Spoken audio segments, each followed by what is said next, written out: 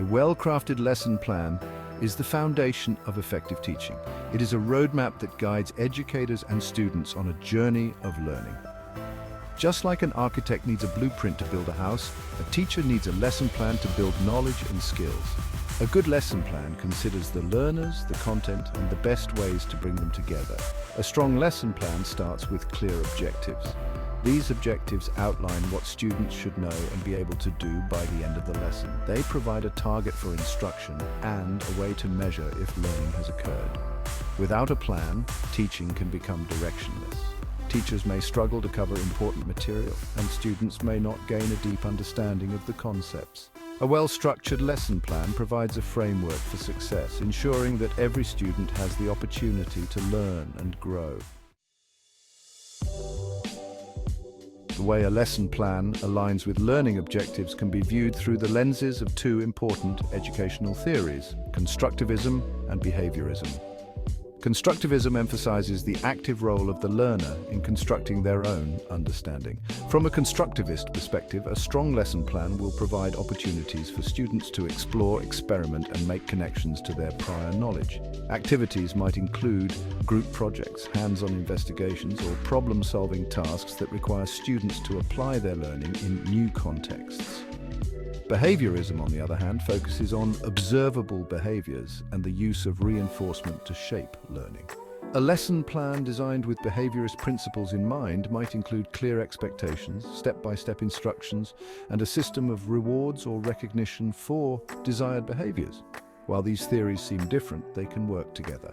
A balanced approach considers both the internal processes of the learner and the external factors that can influence behavior. By incorporating elements of both constructivism and behaviorism, teachers can create learning experiences that are both engaging and effective. Keeping students engaged is crucial for effective learning. Cognitive load theory provides insights into how much information the human brain can process at once. A well-designed lesson plan should consider cognitive load theory by breaking down complex information into smaller, more manageable chunks. Teachers can use strategies such as chunking, scaffolding, and dual coding, using both visual and auditory channels to reduce cognitive overload and enhance information processing. Recognizing that students have different learning preferences and strengths is also essential. Howard Gardner's theory of multiple intelligences suggests that intelligence is not a single fixed entity, but rather a collection of different abilities. A lesson plan that incorporates multiple intelligences might include a variety of activities that appeal to different learning styles. For example, a lesson on the rainforest could involve reading, creating a diorama, composing a song, or role-playing different animals. By appealing to a range of intelligences, teachers can create a more inclusive and engaging learning environment for all students. Social learning theory, developed by Albert Bandura, highlights the importance of observation, imitation, and social interaction in learning. People learn by watching others, especially those they see as role models. A lesson plan can leverage social learning by incorporating opportunities for students to work together, share ideas, and learn from each other. Group projects, peer teaching, and class discussions are all effective ways to promote social learning. Experiential learning, also known as learning by doing, is another powerful approach. This theory emphasizes the importance of active engagement and reflection. Instead of passively listening to a lecture, students learn best by actively participating in hands-on activities, simulations, or real-world projects. Field trips, experiments, and role-playing are all examples of experiential learning activities. By incorporating social and experiential learning strategies, teachers can create more meaningful and memorable learning experiences. These active learning strategies not only deepen understanding, but also enhance student motivation and engagement.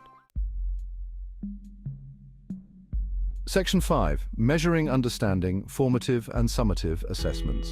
Assessment is an integral part of the learning process. It allows teachers to track student progress, identify areas of strength and weakness, and adjust instruction accordingly. Formative assessments are ongoing checks for understanding that occur throughout a lesson or unit.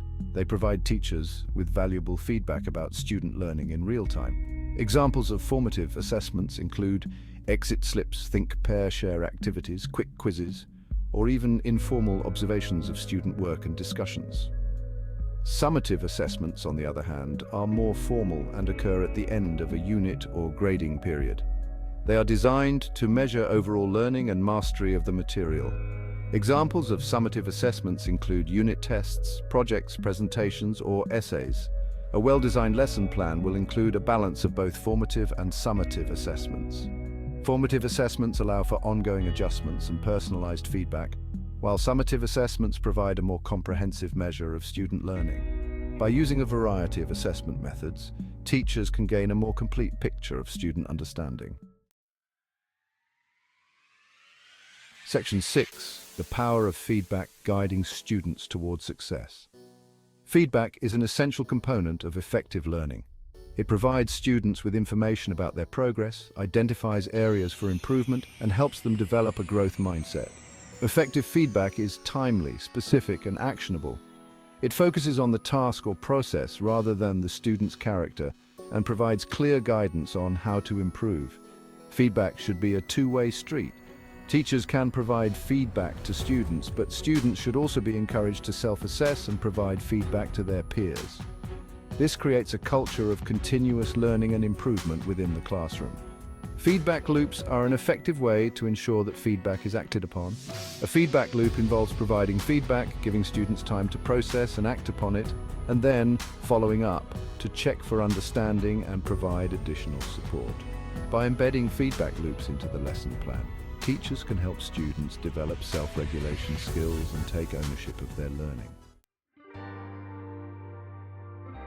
Section 7. Inclusivity in the classroom, universal design for learning. Every student deserves the opportunity to succeed regardless of their background, abilities, or learning styles. Universal Design for Learning, or UDL, is a framework for creating inclusive learning environments that meet the needs of all learners. UDL emphasizes flexibility in the representation of information, engagement in learning, and expression of understanding.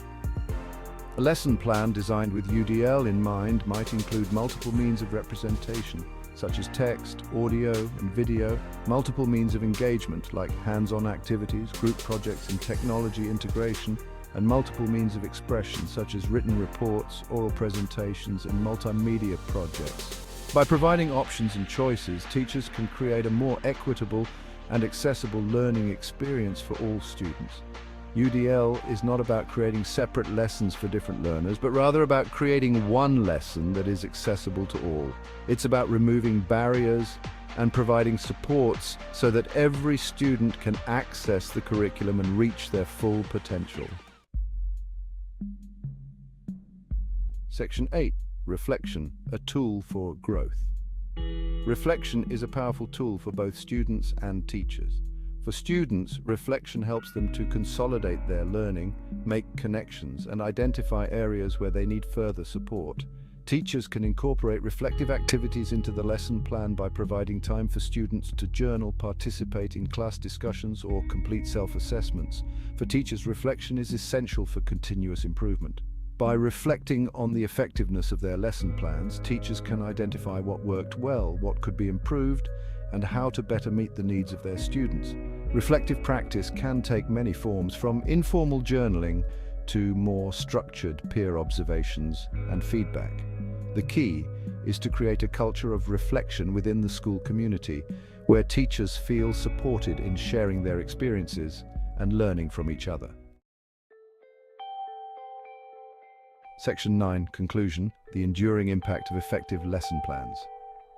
A well-structured lesson plan is the cornerstone of effective teaching. It is a living document that evolves over time, shaped by experience, reflection, and a deep understanding of students' needs.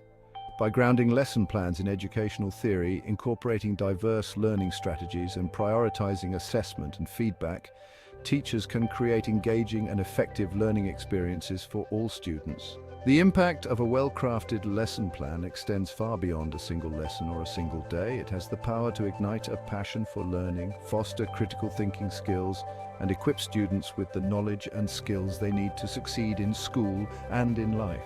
The journey of learning begins with a single step, and for teachers, that step is a well-planned lesson.